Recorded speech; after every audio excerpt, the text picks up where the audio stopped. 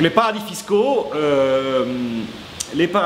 donc, sont un élément indispensable de l'injustice fiscale. L'injustice fiscale qui est un problème dans les pays du Nord comme dans les pays du Sud. Mais évidemment, dans les pays du Sud, c'est d'autant plus tragique que les besoins ils sont plus criants. Et surtout aussi, c'est que souvent, l'activité économique principale dans les pays du Sud, c'est les activités d'extractivisme. C'est l'extraction. Et donc, le problème spécifique par rapport à ça, c'est que quand on a creusé et enlevé une tonne de minerais, ou une dizaine de barils de pétrole, si on ne les a pas taxés maintenant, on ne les taxera jamais. Parce qu'ils ne sont plus là. Voilà. Et donc, les paradis fiscaux, c'est quoi? Ces paradis fiscaux, donc, ce sont des éléments indispensables qui permettent d'exfiltrer tous ces revenus, tous ces flux financiers, de les exfiltrer, donc de les évacuer du pays en question, en évitant qu'ils soient taxés. Donc en évitant qu'ils participent, qu'ils contribuent aux dépenses collectives et aux investissements publics et autres dépenses collectives.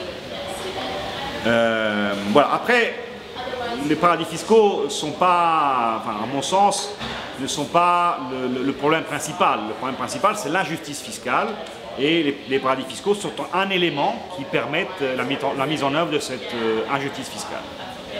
Donc à ce stade-ci, je n'ai pas les informations précises sur ces initiatives.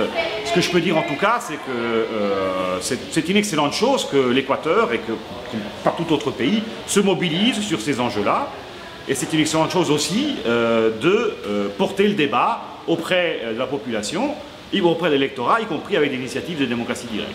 Alors voilà, je suis un peu sceptique parce que je suis habitué dans le secteur et je suis même juriste de formation, donc je suis habitué à penser de façon tordue, parce que c'est de façon tordue que pensent effectivement les acteurs de l'injustice fiscale, de l'évasion fiscale, de la fraude fiscale. Et donc on peut penser comme eux. Alors d'abord, c'est quoi un paradis fiscal?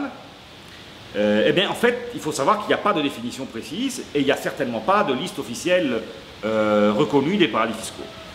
Et puis, il faut savoir aussi, c'est qu'il n'y a pas une seule espèce de paradis fiscaux, il y en a plusieurs.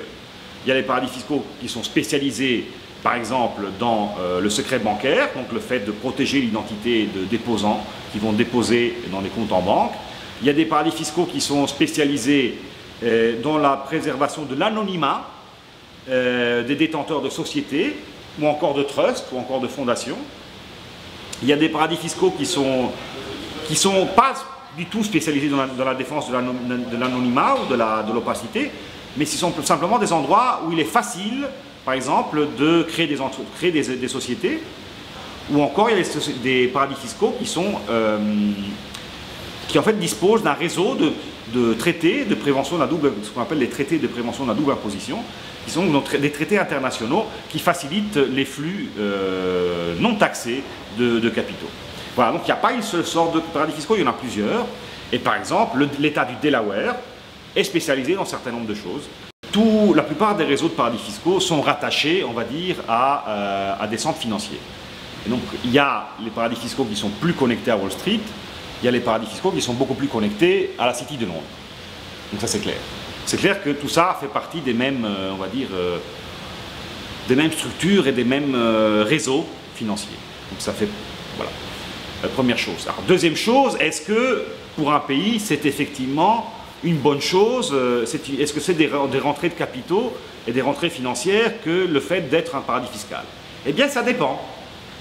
Parce que, effectivement, la Suisse a réussi à construire un secteur financier qui crée des emplois grâce à ça, certes, mais d'autres pays, par exemple l'île Maurice, l'île Maurice est spécialisée dans l'investissement, c'est un paradis fiscal, on peut dire, qui est spécialisé dans l'investissement étranger défiscalisé en Afrique et en Inde.